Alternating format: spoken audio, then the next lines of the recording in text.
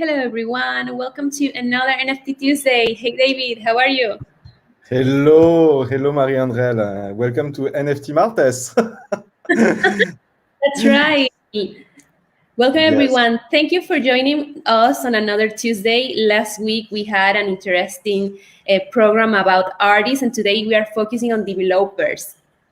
Yes. So basically, the NFT ecosystem is growing really rapidly, and there is new product, platform, innovation on a near daily basis. What we wanted to do with this NFT Tuesday is to take a more technological point of view and speak with you about all this opportunity for developers, for technology and platform to embrace this technology. So here is for the program, and we moved a little bit the things. We're going to begin with the fireside chat that you're all used to. So one fireside chat with Vitek from the team of Engine, one of the main protocol around NFT, and you know it. And it's going to be led by Tech from Binance X. And then we're going to have a panel with Curve Grid, Arcan Network, Decentraland, and Unstoppable Domain. And in order to finish that, and that has been requested by the community, so we listen to the community, we're going to do a BSC ecosystem recap around NFT, and it's going to be led by our brilliant Sami Karim. That's amazing. But remember that these NFT Tuesdays are meant to the community, are done for the community.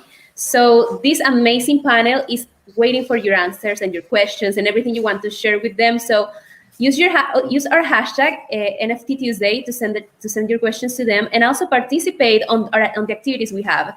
Because last week we announced that we were having 50 NFTs to give away, and here are the winners. So take a look to all these emails, addresses, because you could be there. And if you want to participate on the next NFT giveaway that we are going to do, an activity for NFT Tuesdays, follow the next rules that we have here. First, you have to be registered on the Eventbrite event. If you're watching this and you are not registered on Eventbrite, you won't be participating.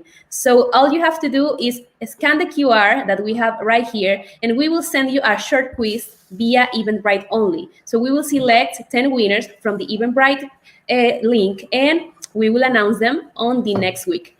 So don't miss this. You could be one of the winners that we had last week. Exactly, and we do that every week, and we really thank Engine this week for this reward. Let's go really quickly on the fireside chat. So it's going to be Vitek from Engine and Texia, and it begins now.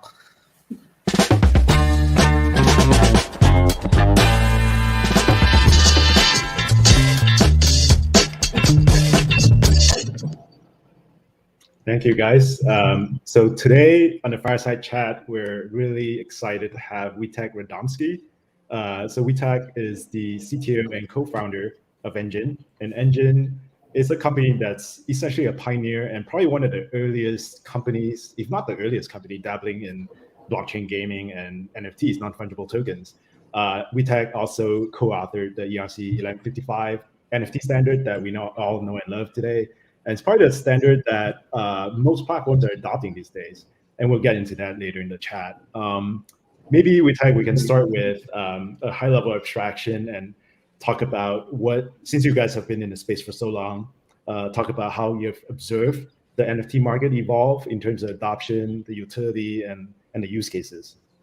Yeah, thanks for having me on. Yeah, it's been a really interesting time with NFTs. We started thinking about this all the way back in 2017 at Engine, because we wanted to create a platform for game developers to be able to tokenize their game items and use them in sort of mainstream games. We realized, at the time there was only ERC20, and we started thinking about how to do something like game economies, where you have unique items, you have different collections of rare items, and ERC20 was just not going to be a standard that works with that kind of model. So we started with the game industry, and we tried to promote this to gamers and game developers, but a lot of people weren't really understanding at the time. It seemed like it would be a cool idea. Yeah, it could give people some ownership, but they didn't really get it. So we started working with indie developers, and they're a little bit more experimental. They started trying to find ways to utilize these NFTs. Some games on blockchain. A lot of the first games were really blockchain-centric games that we started seeing. With ERC 721, I think that was really the first wave where you had the crypto kitties and the crypto punks and all those kind of games where you would trade. maybe breed or modify your NFTs somehow. After that, we started seeing a lot of card games, where the NFTs have some sort of powers, and you can have a nice user interface over the card games, but it would still be trades happening on the blockchain, right? Now with this new NFT wave that's been happening over the last 6 to 8 months, we've really seen influencers and artists jump on board and realize that NFTs are a way to really enhance their brand, put artwork out there and let people own an actual collectible piece of artwork digitally. And I mean, still, a lot of people still don't understand, why would I want to own, some digital information? But I think now with the wave of a lot of artists just jumping on board, all the interesting economics that's starting to bring, people are starting to realize that this is actually a legitimate form of ownership. So now we're starting to see, I think, the next wave. Well, there's a few different things happening in the next wave. Firstly, it's providing more value in your NFTs, like things like being able to use them in virtual worlds, or being able to redeem them for things or combine them. Being able to now also do fractionalized ownership, which I think is a huge advancement, and we're going to see a lot more of that coming soon, where instead of having to spend thousands of dollars on a single NFT, people can be involved and group together and sort of own a small portion of NFT, maybe by paying $50 or $100 or something like that. So there's a lot of interesting innovations. I mean, the space is evolving rapidly, and I think we're also seeing a lot of larger enterprises and businesses get interested in this. We did an early pilot with Microsoft at Engine, and they wanted to find a way to engage their developer community at Microsoft Azure, and giving people just some email with like, oh, congratulations, you've achieved you achieved something in the developer community, wasn't really giving people that sort of excitement that they wanted. So we worked with Microsoft on a program where they would create these rewards that are NFTs. They're called badgers. And then when somebody in the community would do something like, they would post a blog post about Azure, or they would attend an Azure event, or create some open source code, Microsoft would give them an NFT badger. And people started sharing these socially. Microsoft made this map where you could see everyone worldwide who received these badgers, and people really started loving the experience. So I'm predicting that a lot more enterprises are going to start using this to gamify their communities, their businesses, and things like that. Yeah, that's very cool. Yeah, definitely in the last 6 to 8 months, NFTs has kind of broken through to the mainstream, where I've encountered people who started buying NFTs before they started buying crypto. So it's like the first kind of taste of crypto. So it's very exciting to see. So there's definitely an inflection point we see. We will see how far it takes us on this cycle. But I'm gonna talk about the standards, which is kind of related to some of the problems that we want to solve within NFT space to kind of take us to the next inflection point, right? So we obviously started with ERC 721, the baseline standards, and then you guys, or you and a few other folks, took it to the next level with 1155, and then there are a few other standards floating out there, EIP 2981 to kind of standardize the royalty process, and you talked about fractionalized ownerships. Maybe there's a standard there floating somewhere. Could you talk about some of the problems we need to solve to take it to the next level, and what are standards out there that you're looking at? Yeah, let's do a little overview of standards. And forgive me if I don't remember all the numbers off the top of my head, but there's a lot of EIPs floating around. But for fungible tokens, obviously everyone knows ERC20s. That's just the way to define it. A fungible currency. There's a smart contract with an address, and each person, each wallet can have a balance of that token. Now, ERC 721 is really the distillation of a non-fungible token. You can create a contract that says, here's my collection of non-fungible tokens. Each one has its own ID, and you can own one of those and transfer one of those around. There's an extension. There's a few extensions people have tried to play with for that to allow things like batch transfers, but they're kind of optional extensions, so they're a little more difficult to work with. So that's why we made ERC 1155, which combines fungible and non-fungible tokens together and gives you the ability to also have things called like semi-fungible tokens, where you can kind of categorize tokens by splitting the IDs into different components. Some of the benefits of ERC 1155 is that we standardized transfers in a way that you can literally just do a transfer to a smart contract, and have the smart contract trigger a chain of events after that. So if you just send the token out to a smart contract, the contract can recognize that it received it from you. With previous token standards, that wasn't really the case. You'd have to do a lot more legwork to do that. Some of the other things you can do, for game developers and businesses minting a lot of tokens, you can create these categories of tokens. Like in a video game, you'd have swords and armor and different things like that. And then you can have individual non-fungible tokens inside those. And the whole smart contract can basically have like a rule set that all the tokens follow. So if the rules in the game are that tokens can get locked up for a period of time. Let's say there's a cursed amulet that gets locked on your account. You can have that rule in the entire smart contract. You can have rules for like transfer fees when maybe it'll cost $1 to transfer to somebody. You can have all kinds of different things that manage that whole collection of NFTs in your whole ecosystem. This is also really useful for things like supply chains and businesses that are doing a lot of minting.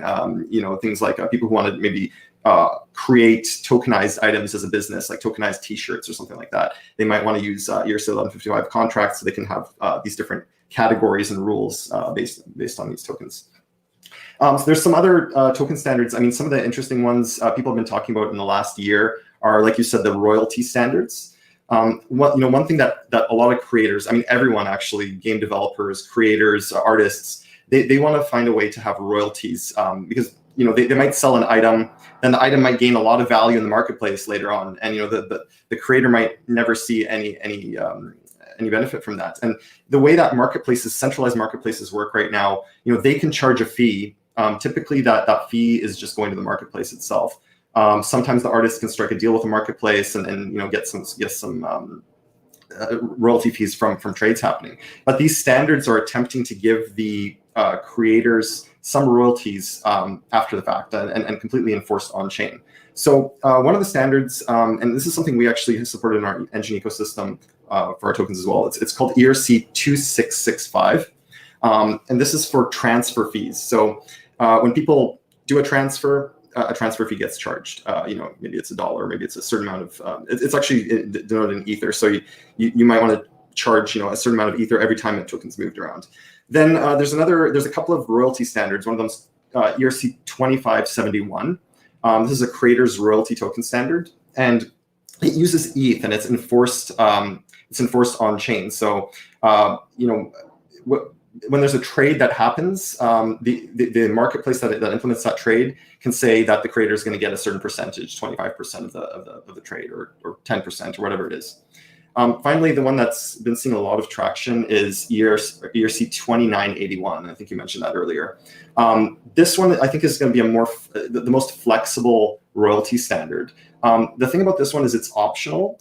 So marketplaces really have to, all these different marketplaces, they have to implement that standard. And it's sort of a community effort. So artists will then start choosing probably marketplaces that implement this standard so that they know that they're going to get guaranteed these royalty fees. It still doesn't prevent users from doing trades on the side, and that's sort of a problem which is really hard to solve in blockchain because if you have a token, you really have the power to do anything you want with that token. But if the major marketplaces implement these royalty standards, then you'll see artists getting benefit from their works. So you're saying the 2981 is the platform has to opt in to support that standard. Basically, they have to call a function or something, whereas the others are enforced on chain, right? So enforced, yeah. And I believe with 2981, I haven't looked super deep into it, but I believe you can. It's basically the marketplace can retrieve the royalty information, and then they can opt in to pay out the artist in that way. Whereas the other ones are sort of enforced directly, like you call a trade function on that contract. Yeah, right. Interesting. I also want to talk about fractionalized ownership because I've seen like various ways of doing it, and I'm not sure there's a standard, to be honest. There's certain protocols that have come up. What have you seen out there in terms of fractionalized ownership? Yeah, there's people playing with fractionalized ownership, forking things like SushiSwap and making them work with NFTs. I think this is going to be a big area because, like I said earlier, you want to maybe you want to own some part of that Beeple NFT and you want to see part of its success, but there's no way to do that unless you have loads of money. So there's new models coming out where people can artists and creators can release their NFTs, then they can offer them in some kind of fractionalized ownership form where people can pay Ether or pay some sort of token to have a portion of that NFT and then have voting rights on that NFT. And there's no real standards as far as I'm aware right now, but I think it's going to be a big space of exploration this year. And I think that will be a huge thing in DeFi and blockchain in general. I think, even things like real estate, if you have a real estate NFTs, those are really easy to mint, and then you can put some kind of standard together that allows fractionalized ownership of real estate or luxury yachts or artwork or whatever you want to do. And then there has to be voting mechanisms, obviously, for governance mechanisms for people to figure out. A lot of these NFTs actually have a use case, right? They allow you to access some sort of value in the world. So there has to be ways to govern that and figure out, whether it's some kind of timeshare of something or some sort of lending model. Mm-hmm. Yeah, totally. I think those are super interesting. Even today on the DeFi side, where NFTs represent baskets of valued, assets. So next, I want to talk about just some of the emerging innovations that the industry and what Engine is doing is super interesting as well. So there are innovations around community and gamification, like Oiler Beats is a pretty fun kind of NFT experience for that community, using bonding curves and stuff. And then there's like more high-level stuff that things like interoperability, cross-chain stuff, which you guys are working on, and also some of the issues that the entire industry is facing, right? Ethereum gas fees are quite high right now, so it's a barrier to entry for a lot of creators. So yeah, talk to us more about what Engine is doing and what the industry is doing around all these innovations. Sure. I mean, there's so many different topics in this one thing to unpack. I mean, a lot of the initial NFT kind of hype and momentum has been about sort of turning NFTs into financial instruments in a sense. And even with, fractionalized ownership, it's kind of that, right? Like people are trying to profit off of this and get some sort of, financial gains by the success of these NFTs, the success of these artists. But I think a lot of the interesting things that will happen is really the utility, because in the end, you can own a lot of stuff, but if it's not going to do much for you, you want to actually have it do something, whether it gives you access to some rare limited thing from an artist, or whether it's giving you, backstage tickets to an artist's events, or gives you virtual access to games or worlds or private content and things like that. So a lot of the utility will also come from mechanisms on chain, like, for example, crafting mechanisms where people can take multiple tokens, combine them into something new, or unlock access or receive airdrops by owning certain tokens. So we're seeing various people play with those ideas right now. Now, one of the barriers, obviously, the real nexus of NFTs is still Ethereum right now, and the gas fees on there are incredible. I think yesterday I did a transaction that cost me over $50 just to send some Ether, and that was pretty intense. So we are all trying to work collectively on solutions to this. Engine is working on Efinity. Efinity is a parachain for Polkadot, and the idea for this is that we want to create a standard where an NFT, no matter what chain it exists on, you can recognize it's an NFT. The standard is going to facilitate these cross-chain transfers of NFTs. It doesn't matter what chain it's been minted on. You move it around, it's still going to have that same value. It's not like it's on a side chain and has to move back to Ethereum at some point, right? So that's our vision for this. We want to create a chain that really lets people access the utility of these NFTs. The way that we do that is that we make the economy and the whole chain structure based on value add to NFTs. Like people who are supporting the chain, people who are providing development to the chain, people who are using NFTs, people who are pricing NFTs, they're all going to receive value in some way on Efinity, and that makes the economy function. That makes the chain function, and we think that we have a model that works there. So what that will result in is that the fees that you're paying are really going to people who are benefiting the chain, and I think those fees are going to be much smaller than what's happening on Ethereum, where everybody's piling into a chain trying to do millions of experiments, and it's real anarchy. Everyone's piling in there. On Efinity, we're going to be focusing on NFTs and that NFT experience.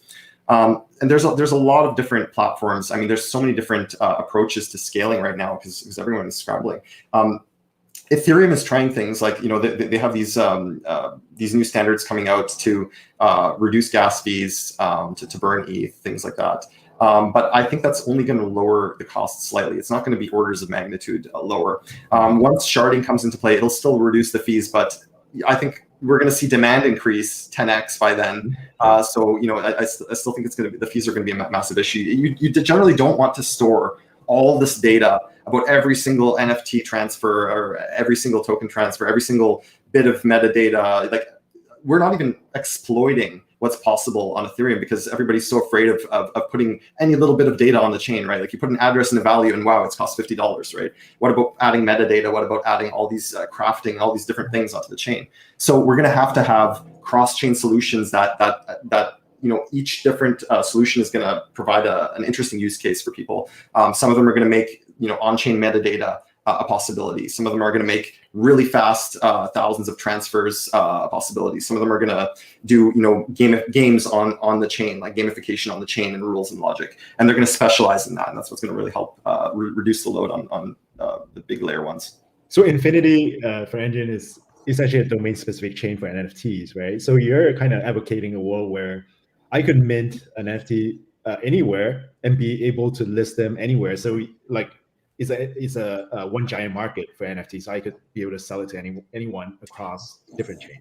Yeah, because these are your actual assets. I mean, this is your online identity. We're trying to move to a space where it's sort of like the internet, where we have some standards that the entire internet follows. But people can go and deploy any kind of website, any kind of web app, any kind of game on there that's networked, and be really creative in that space. So we want to work on these standards that are very abstract, very generic, and future-proof, so that you can actually understand what an NFT is. You can move it around to different chains. It's going to require a huge community effort, and we're starting to try to make inroads in that, where we're going to be talking to many chains. We're going to be talking to many parachains and trying to get everybody in consensus of what's going to work as a future-proof NFT standard. Then you can mint NFTs on Ethereum. You can move them to different chains. You can move them to our Efinity chain. And on our chain, we're going to really prioritize firstly, like, making NFTs a native thing. So anything you do with NFTs, it's going to be hyper optimized, whether that's trading them, transferring them, crafting them, all those common operations are going to be super hyper optimized. But if you want to do specific DeFi things, or if you want to do specific operations with those NFTs that are outside of the scope of Efinity, you might want to move to a different chain and do something there. Got it. I think that would be a really good state of the blockchain or NFT space, where like people don't have to worry about which wallets to use, and they just own an NFT and that's it. They could sell it anywhere else. I think that's a good level of abstraction for everyone. It's coming there. We're all working really hard. Everybody in the space is developing incredibly hard. I can't believe how much innovation's happened in the last few years. What's the progress on Infinity and all these things you're talking about? Is it when we're going to see this happen? So we're aiming for a sort of alpha beta later this year. I think it's going to be probably around September at this point. It'll probably be more like a test net type of thing with the generic core functionality. Defining these pair tokens, moving them around, doing a lot of the core features. By end of year, we're hoping to have the whole core feature set ready, where you can actually start using this for business cases, and this is like the real MVP. This is like the marketplace functionality. Price discovery is going to be there. A lot of the parachain standard. Hopefully, we'll have some consensus on the parachains. The pair token standard, and bridging. We want to have bridging working with at least Ethereum at that point.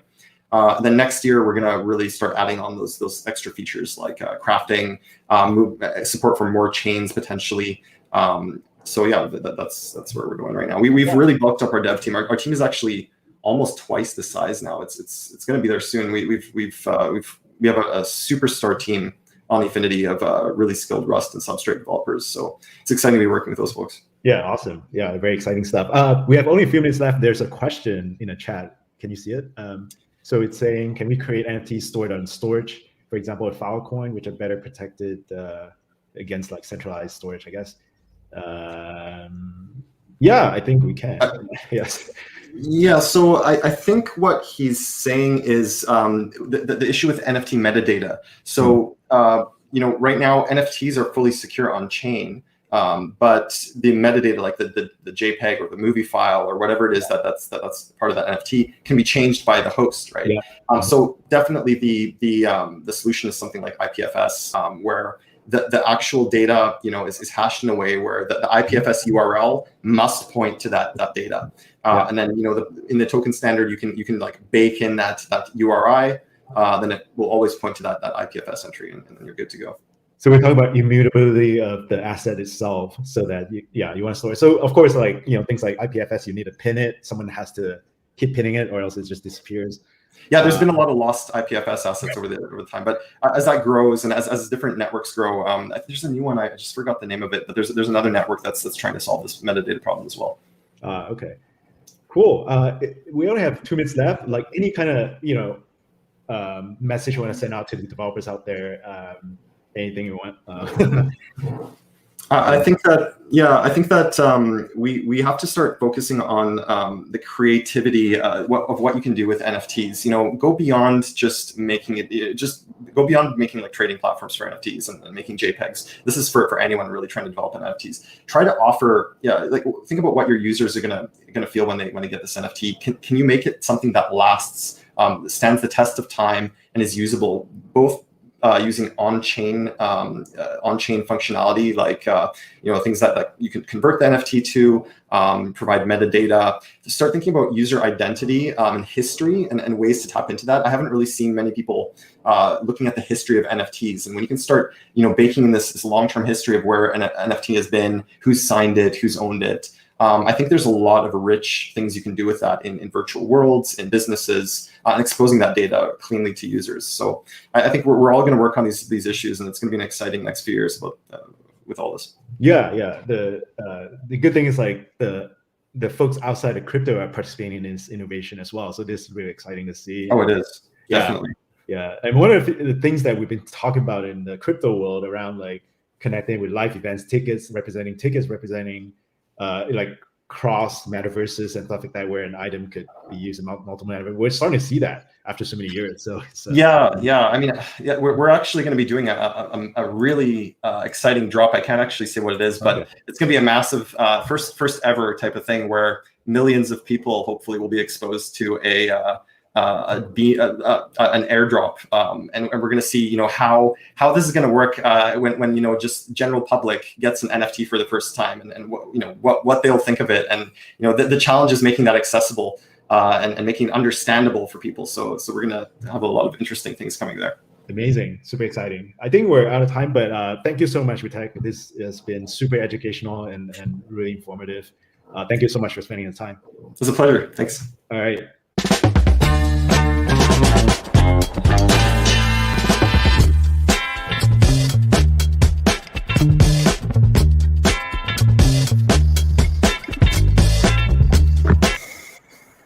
What an amazing chat. Yeah, So many and good guests today. They announced an airdrop that's gonna come. It's interesting.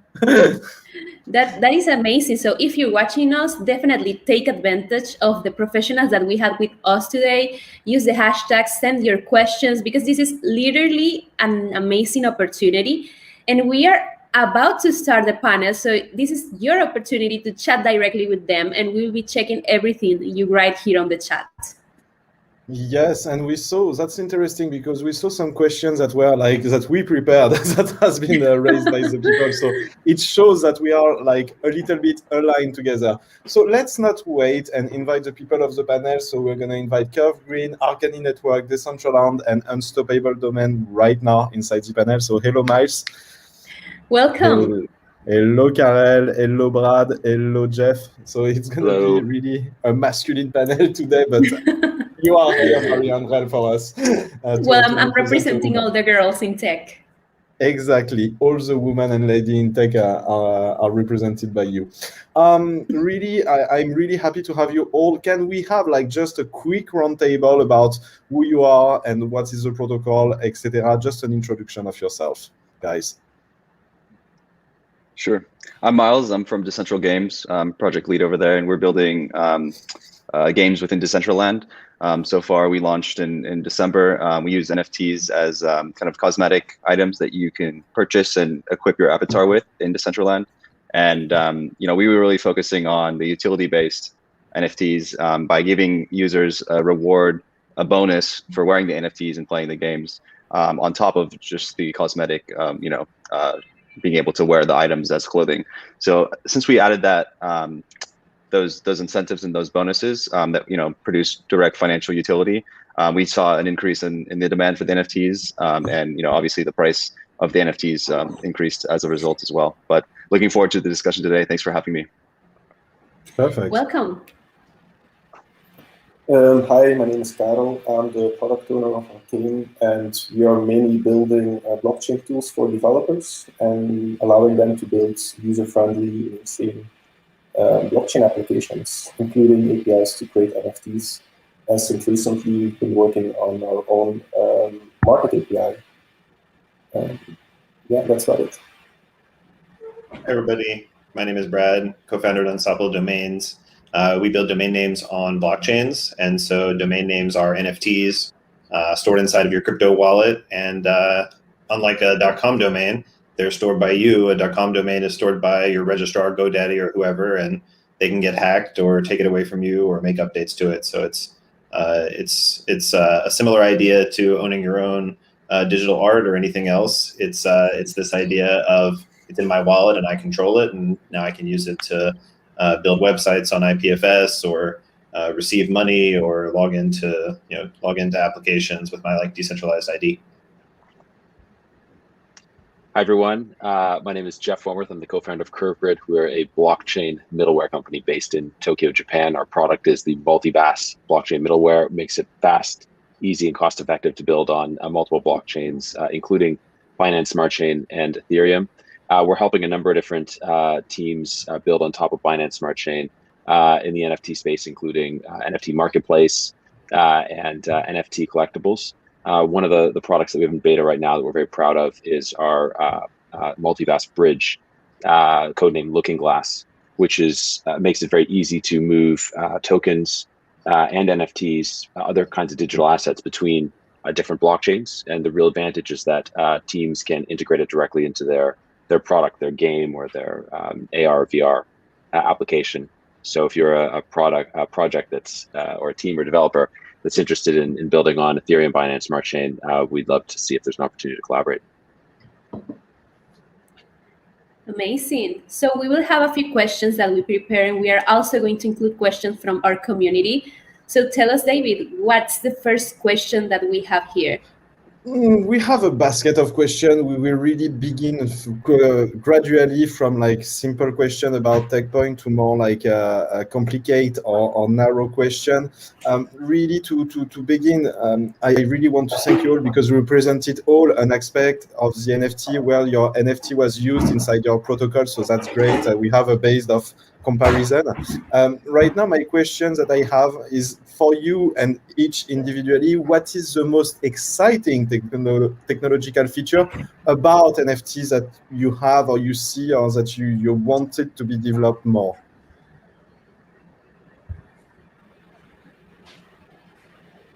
I guess I can go first. I think that it's just the potential that in the future anything could be an NFT, right? You take a picture on your smartphone and it turns into an NFT, and it's something that you own and you share with yourself and your family and your friends. But then, in the future, it's maybe something that you sell or that you give away, and it takes on a life of its own. And I don't think we've seen that scale, or we've really thought about it at that scale yet. And there are a lot of scaling challenges to solve with that. But the tens of billions of pictures that are taken in the world every year, each one of them could be an NFT. I think that's very exciting to me, that idea. For me personally, it's more about, as was mentioned in the discussion before this chat, is more the body of the NFT, what's behind the NFT itself, what it can mean to certain people, and especially when multiple projects are putting their weight behind certain NFTs, and that you can create, well, everybody knows the metaverse, that's a perfect example, but it can go much further than that, I believe. That basically an NFT can mean anything on any platform. That's something I'm really looking forward to see, because I think we haven't seen really the full potential of the metaverse yet. And that's what I personally am waiting for. Yeah, I agree with Carol. I think, NFTs kind of give you property rights within the digital space. And in terms of metaverse, I think, NFTs are a very essential piece of the metaverse because traditionally in centralized metaverses, the gatekeeper, whoever runs the platform, kind of has control over your property. And as a result, they can seize your property, you can lose all of your assets. And so NFTs being, a core part of every metaverse, going forward is essential because, for someone that wants to invest a lot of capital into accumulating these and time into accumulating these digital items, it gives you kind of a sense of security because you have actual ownership and custody of those items. And as a result, I think, folks will end up being more willing to really invest a lot of money and time into accumulating these items over time. So going forward, I think, in our case, NFTs are essential for this reason alone in metaverse development. I think this trend that we've seen in general just over the past year of everybody working digitally has accelerated this. But I think if you were to try to fast forward, say, 10 years, you would expect that a lot of us would have the majority of our assets would be potentially digital assets. And the more and more time we spend in the digital world versus the physical world, the more we might start spending money on things like digital assets versus, say, real estate even, or other things like that. So I think that's the general trend. We saw like it get supercharged over the past year. And I think COVID and NFTs on the rise are probably related in some ways.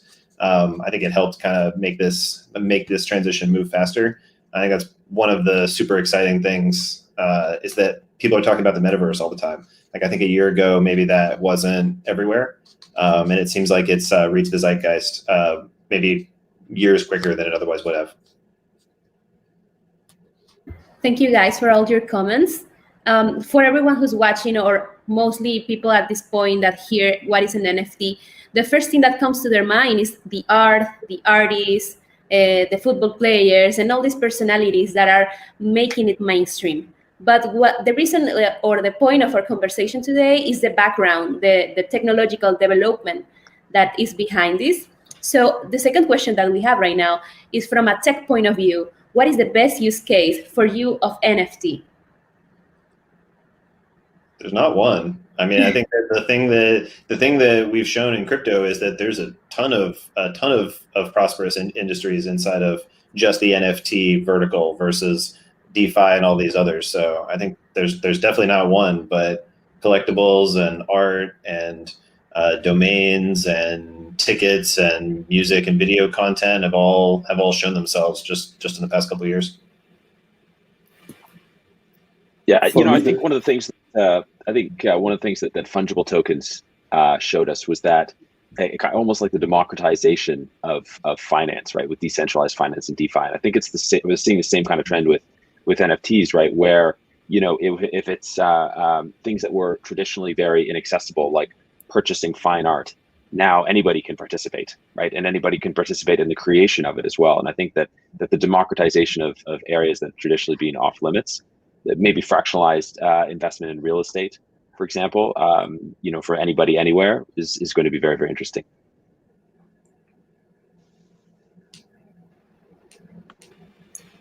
For me, the main thing about, or the core of an NFT is that it's a key. It's a key that gives you access, or it's a key that gives you access to a new feature, to new functionality, to content. And a key is so basic in one way, but so flexible on the other side. So that makes it very, very interesting. Yeah, I would say to build on everyone else's comments, the real kind of value it adds to any platform is it kind of opens up the marketplace to the international audience or people that aren't even really involved with the actual project itself. That kind of allows speculators, which play an important role with any crypto project in the beginning, because it kind of pins a value on the certain assets that are used within that ecosystem. And so I think it's really important for these NFT marketplaces to exist outside the actual games themselves, because traditionally in centralized games and platforms, it's kind of all closed. And so because it's able to exist outside, it welcomes a lot more people to become involved with the collection and kind of trading of the assets, which adds value to the platform itself. So yeah, I think it's going to play a very important role going forward with all these new projects building within the ecosystem. Really interesting, guys. To jump off, I'm gonna directly jump off on community question because I saw some that were really great, and I want to thank our Angel and our community team to point it out and to enlighten this question and to animate this channel. So do not hesitate to ask your question on the chat, on Twitter, on NFT Tuesday. We look at everything. I have a second laptop there. There was a question that was really interesting, really practical on the developer side. Is that how much of your app or game do you put on a smart contract, and how much is on your back end? How do you make the separation? What do you mostly keep inside the blockchain ecosystem, and what do you get out on a decentralized app or on a back end ecosystem? In our situation, we wanted to keep as much as possible on the blockchain, just for transparency. And it's very important, like in terms of any type of financial transaction, that it's recorded on the blockchain, just so you're able to point at it in the future and say this is what happened, this is the history of the transaction. So obviously in our case, we wanted to include all of that on chain.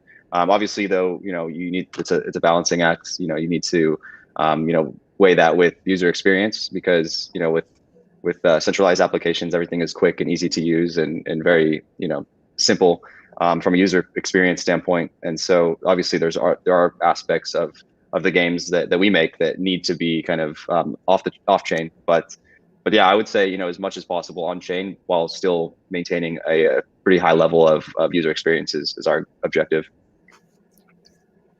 I think the cleanest way to think about it is that blockchains are asset issuance platforms. So I think that's like the superpower of blockchains. You can launch these non-fungible token assets. You can launch all these currencies. And it's important for those assets to be on chain so they can be custodied by the owner. They can be freely transferred. They can interoperate, all that good stuff. Probably don't need to have like your like homepage running on the blockchain for your app. That's not going to be super meaningful to the user, whereas ownership of assets is. So like I think that's like a very simple rule to follow.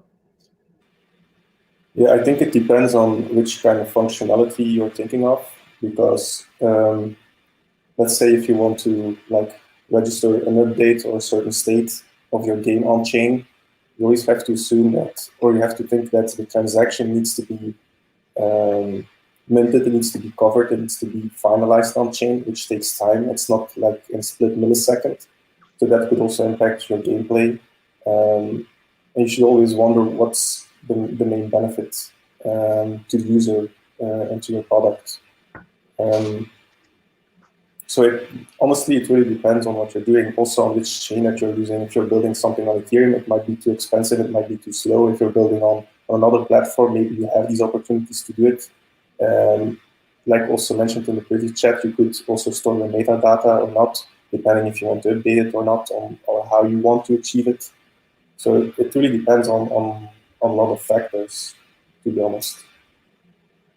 I think. Yeah, it's sort of like system architecture, like 101 type of thing to think about, right? I mean, you've got your front end and your back end, your database, and now you have your blockchain, which is really a globally shared world computer and database. And building on some of the things that Brad and Carol and Miles said, I would say not only for asset issuance, but also if you want that transparency, is one aspect, number one. The other one is if you want basically that platform, that global computer where you don't have to spin up AWS nodes, or you don't have to set up a Heroku act. Like the blockchain is just there and it's cash on the table, pay with transaction fees, compute and storage. And so a lot of the really fancy things that have been done, let's say with NFT marketplaces in the past around like lazy minting and gasless transactions to meta transactions to try and squeeze every ounce of gas or shrink the transaction fee as much as possible, reduce that as much as possible with technologies like scaling layer ones like a Binance Smart Chain or layer twos like a Polygon. Maybe now we can do more and more on chain that we used to do in the past, right? We used to have full decentralized exchanges, DEXs, which have now morphed into AMMs, automated market makers, because we have to, again, try and conserve transaction fees. But I think that's going to open up a lot more possibilities and architectural possibilities about basically where you divide that stack between primarily the back-end database and the blockchain. So, it's going to be interesting over the next year. So just to give example, because we said a lot of things, so decentralized exchange, you have the Binance DEX, which is an example of one. You can see other decentralized exchange, such as IDEX, for example.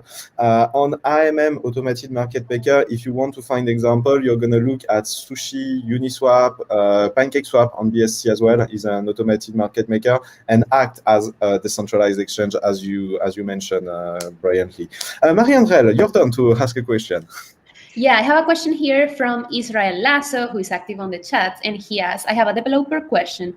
How much of your app or game mechanics end up being developed done this one. On... yeah. Yeah, sorry, excuse us. us. The next one that we have right here is NS. He asks, what will be the next level of NFTs from here? I mean, I think we've seen just the very surface of NFTs so far, the ones that have gained a lot of popularity. I mean, given the pretty massive price tags on some of the art, it's given NFTs quite put them on the stage worldwide. But I think it's really just the tip of the iceberg. In the metaverse, we're working on type of NFTs that are not only cosmetic but also utility based. Give you a certain access, has a certain utility within a game ecosystem. And then in our case, obviously the financial utility and earning bonus tokens if you have it equipped. So, I think that's kind of the next step. I know a lot of other artists are looking into different mediums to build these NFTs. I know, like in our case, we work with a lot of musical artists to perform in our virtual casinos. And so essentially, they've been looking at different ways of combining like the audio with different layers and creating NFTs out of that. So I think it's really, that what we've seen so far is really just the tip of the iceberg, and there's lots of different building blocks that artists will be able to use in different mediums like video and audio. I think there's going to be a lot of innovation, and then building upon just the game assets portion. I think that's obviously going to be a huge area of innovation as well. I think remixing NFTs is going to be the next level, and we've seen a little bit of that. You add a hat or something onto your CryptoPunk. But community remixed NFTs, and I think that it's going to be a very divisive subject to start, right?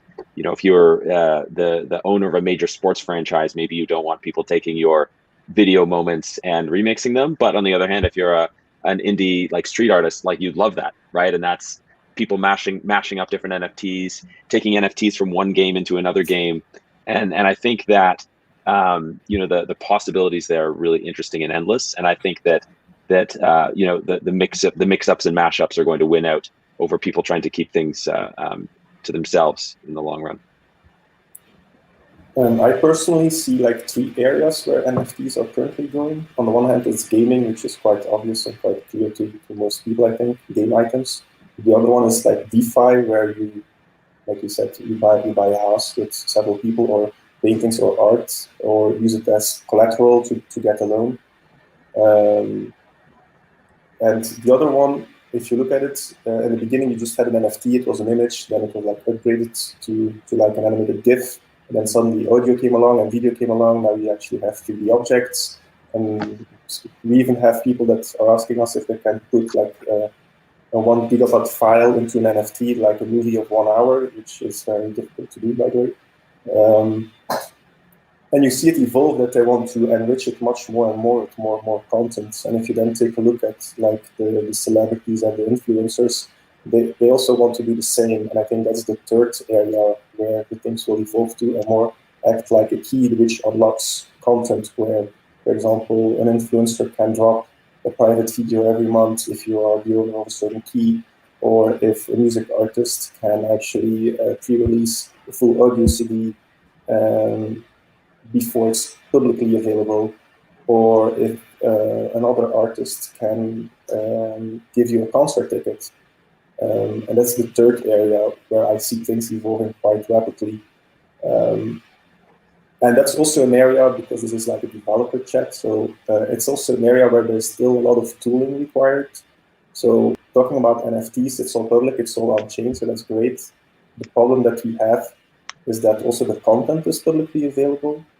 So if you want to like offer a full audio CD to the owner of an NFT, that's actually quite difficult.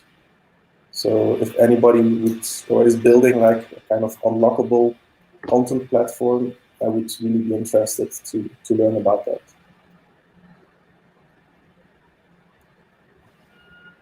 Thank you, guys. Let me just complete about that, because I find all the points really interesting. So basically, and what we said is that NFT is not at 1/10 of its potential. Basically, right now, the use case, it's an object that is unique, but there's going to be many more use cases. And as you pointed out, and I think there is like 2 points that are really interesting: gamification, meaning what you can like do inside gaming environment, but what you can gamify inside real environments, such as administrative stuff, etc., could be NFT. And also, and to conclude, and that was said really good, an object is cool, but an inert object is not cool. And so what are the possibilities that you can do with an NFT is the things that's going to need to evolve: fusing, combining, remixing, making the NFT evolve with your user experience, with your knowledge, with all those things will be interesting, because it's going to create unique elements on top of unique elements, etc., etc. So all those experiences are experiences that you guys developed, and we're happy to see all this new use case. Going more a little bit quicker and going really into practical question. I had some questions that I saw on the community. Is that as a developer, what is the starting point if I want to understand more about NFT, or if I want to go deeper inside NFT, etc., etc.? What do I begin to do? What do I do? What is the first step? I think there's a bunch as a developer, right? As a developer, I think that there's a number of different tutorials out there on GitHub, and I think that it's blockchain, right? Starting at the smart contract, playing around with that, and then trying to build a simple kind of user interface on top of it can be very helpful. That's one way to do it. So sort of trying out a tutorial. Another way would be to go and take a look at how one of the existing NFT marketplaces works. Maybe if you're a little bit more experienced, all of the things around, we talked about gasless transactions and lazy minting and things like that. There's a lot of complexity that goes into it, right? How do orders get matched? And I think that could be another kind of interesting way. And then think about how you might fit that into your game or your application. So I would start and I would start there.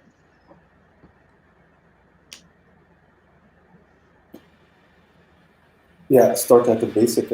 If assuming you know blockchain, if not, start with that. And once you have that piece, read up on the standards. And Jeff already gave some good examples on how you could start. Maybe another easy one is to create a simple NFT minter. That will also help you understand what an NFT is and how you can use it.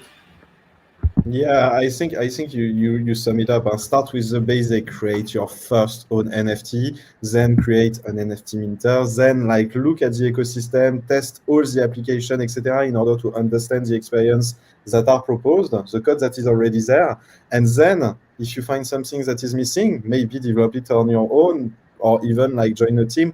Discuss with the people on Telegram channel. We have an amazing Telegram channel, which is Binance NFT. You can join it and discuss with all the communities. There is developers, there is creators, there is artists, and there is Angel. And all those Angel, we are monitoring all this activity, and I want to thank them all for all the work that they do. Marie-Angel, speaking about Angel, do you have another question? I'm checking here on the chat. Basically, the previous question was the top question. Everybody wanted to know where to start. So we are definitely grateful for your answer right here. So a lot of people is talking about gamification too. So one of the questions that I have right here, and I see that we previously talked about here, was what's the difference between purchasing in-game items from a game and buying in-game items as NFTs?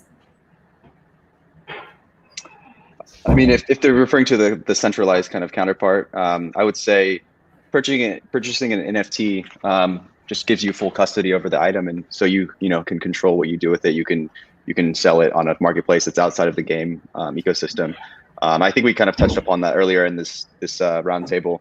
But I think it's pretty clear that the benefits really outweigh any downside that centralized assets have, or for NFTs compared to centralized assets. So I think it's for anyone developing and looking into developing NFTs for a specific game, I think it's definitely worth looking into kind of how you can incorporate NFT assets into the game, because I think it's huge for community involvement and just outside involvement with your project.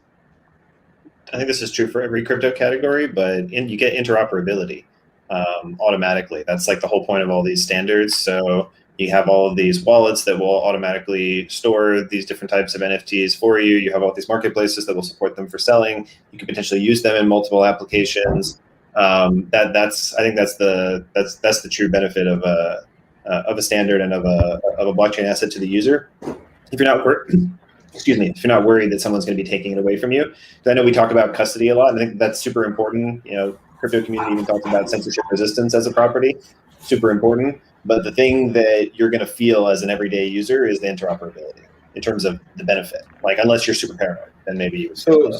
So let's give an example of interoperability that could happen.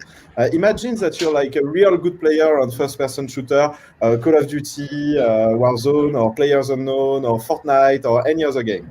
And let's say you are really good at one game. You stacked a lot of items. You have like a crazy level of experience. Everything can be represented by either one NFT, either a set of NFT.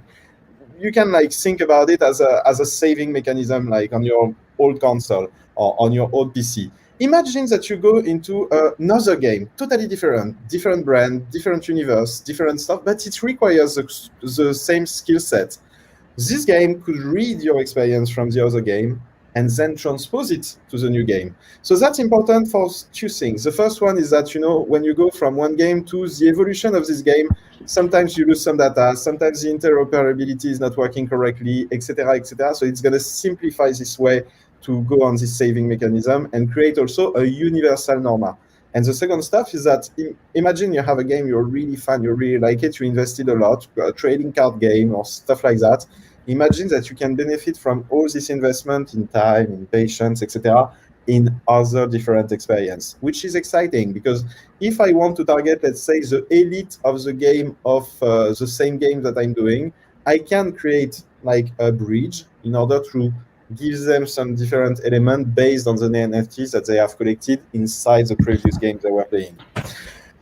Thank you a lot, everyone. It's been a pleasure. We're gonna go to the next phase of the NFT Tuesday, which is something that has been really asked by all the community and is an update of BSC ecosystem. So most of you have protocols that are also on BSC, and it's really good to give experience on that. And then we're gonna speak about BSC. Before going to that with Sami, I'm going to give you the last word. What do you want to say to the developer? Any piece of advice or a last word about yourself? Please don't hesitate.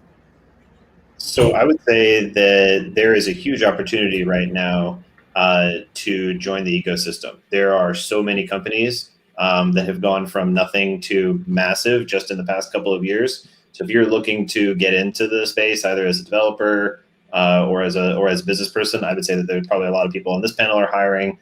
We're definitely hiring. There's just a lot of opportunity right now.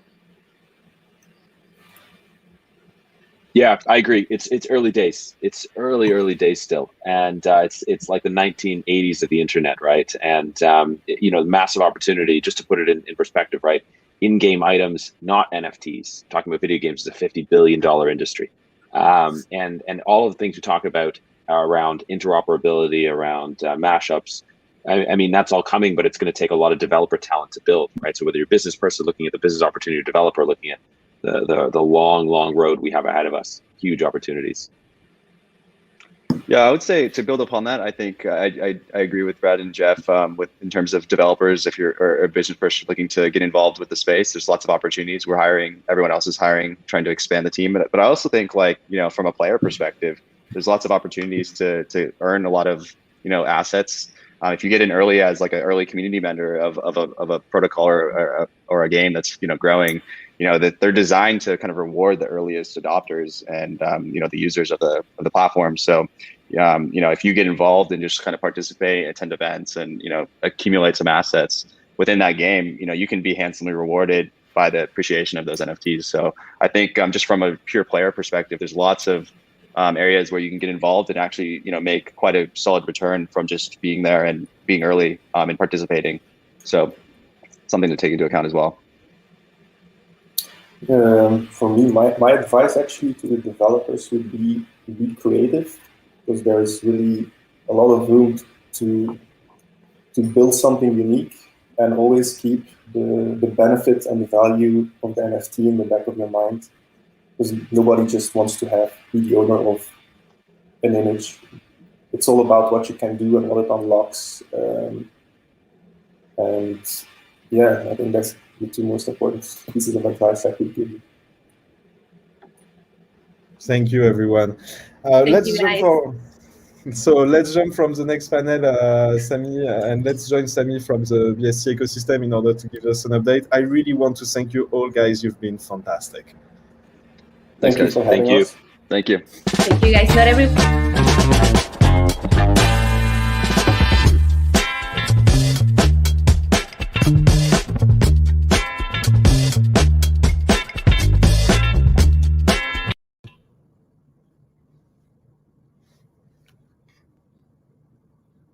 Hey guys, really great to be here with everyone.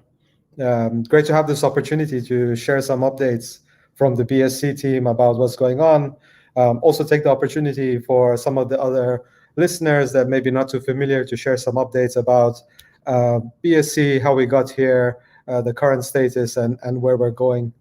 I'm going to share a couple of slides.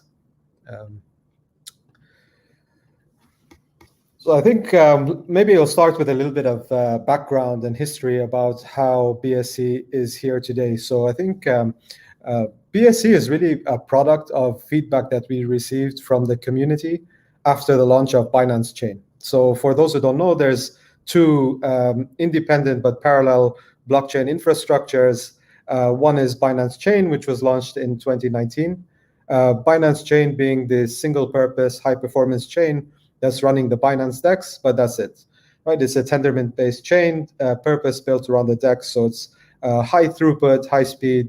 That's running Binance DEX, and those that aren't familiar, Binance DEX is the order book-based decentralized trading venue built on top of Binance Chain. Doesn't have the ability to run smart contracts, so really just purpose-built to run the DEX. And that was really one of the main feedback that we received from the Binance Chain community, was to develop and provide this public permissionless general purpose blockchain infrastructure that had the ability to run smart contracts and for developers to build applications on top of. So I think also important to mention some of the key criteria that drove design decisions for Binance Smart Chain. One of the really important ones was driven by Binance worldview, that there will be an internet of blockchains that's powering the emerging internet of value, or what we know as Web3. The other really important factor was making it really easy for the largest developer ecosystem in crypto and blockchain, which today lives on and is building on Ethereum. So EVM compatibility was also super important. So Binance Smart Chain today is 100% EVM compatible. So developers that are familiar with tooling and building on Ethereum can build on BSC really easily. Another really important factor was providing a really low-cost, low transaction / gas fee infrastructure.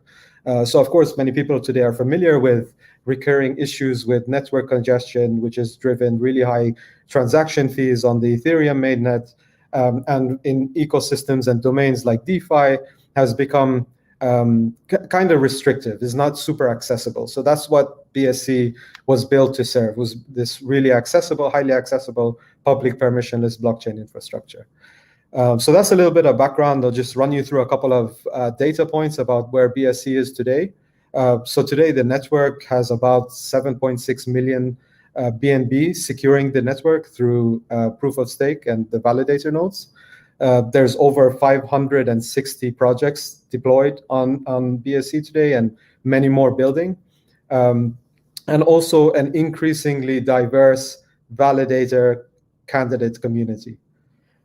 Some more interesting data points. So we're today about 9 months since the launch. Binance Smart Chain was launched on the 1st of September 2020. So we're just a little bit over 9 months since the launch. There's over 70 million unique addresses. The network today is processing over 6x the transaction volume happening on the Ethereum mainnet, with an average gas/transaction fee of 5 cents. So coming to NFTs, so obviously NFTs, and we're all super happy that NFTs are found their moment to shine, and lots of great events and activity happening around NFTs. But I think a number of really important factors about why BSC has become a really attractive infrastructure for NFT projects and developers to build on is, of course, EVM compatibility, but you also have today a number of other infrastructures and developer tooling, including NFT bridges, which allow projects to bridge NFT assets from ETH to BSC, and a number of other tools that improve the end user experience. Also, of course, one of the most attractive facts about BSC today is a large, probably the largest global community of users. So there's about 1.5x the daily active users compared with what's happening on ETH mainnet. We also provide, so of course, BSC is supported massively by Binance. There's a number of initiatives, programs, incentives that are provided for teams and developers building projects on BSC, and including community initiatives like hackathons, but also other types of grants and funding opportunities, including investments, and other types of support. Coming more specifically to the NFT space, there's today a number of really vibrant marketplaces, NFT marketplaces. A couple of them are listed here, and we welcome more participants here. And other important components, so there's also today fiat and crypto on-ramps and payment solutions. So both fiat to crypto as well as crypto to fiat, making it really easy for, let's say, even including audiences like the non-crypto or new and novice users. And also a super interesting aspect which materialized more recently is for NFT projects building on BSC will get prioritized support and integrations with the upcoming Binance.com NFT marketplace, which we're all super excited and looking forward to seeing. So just to reiterate, we've been doing and will continue a number of different types of initiatives for developers and project teams. We ran recently a hackathon in Africa and another really successful one in Russia, and we'll be continuing to roll these out in different parts of the world. We also have a number of different grants as well as funding opportunities and bounty programs accessible by teams wherever they are geographically. So here are some of the key benefits that developers, wherever they are in the world, can really access. Also wanted to share a little bit of updates on the kind of the landscape and share some insights on the diversity and number of projects building on BSC today. So of course, today, a lot of people might be familiar with a lot of the DeFi projects. So Venus, PancakeSwap are some of the really popular ones, but the diversity is really broad. There's a large number of projects building across a number of different domains within the DeFi space. Obviously, it's clear that DeFi is becoming or is already one of the killer apps within crypto and blockchain, and BSC is really well catered and serves a number. I think there's a number of really interesting aspects for that here, right? So I think it's also that BSC serves as this kind of interoperability layer for DeFi projects, with developers and DeFi protocols being able to test market demand with a whole range of assets that aren't really easily accessible in, let's say, the ETH DeFi ecosystem. So assets like Bitcoin Cash, Litecoin, and many, many others. So the growth of the DeFi ecosystem, as well as other factors like low transaction fees, has resulted in this massive growth of DeFi within BSC. But it's not only that. So we see a lot of growth of derivatives and other types of use cases, but also like a lot of growth on infrastructure and tooling, obviously with a large user base in DeFi, large and growing developer ecosystem, there's also growing support and projects in the tooling and infrastructure space, and we highly value their support to the BSC ecosystem. And then, of course, coming to NFTs and gaming as well. There's today a very vibrant NFT ecosystem with a lot of new players coming in, a lot of players that see and embrace a multi-chain future, that many projects that were initially housed on Ethereum that are finding a second home on BSC and benefiting a lot from the large and growing user expansion that's happening in the BSC ecosystem. So in summary, BSC is growing. We are developer focused. We're massively focused on improving and continue to improve the developer experience on BSC, and welcome developers to get in touch with us, benefit and subscribe to the various incentive programs that we're rolling out on a continuous basis, and look forward to your support on growing the BSC ecosystem.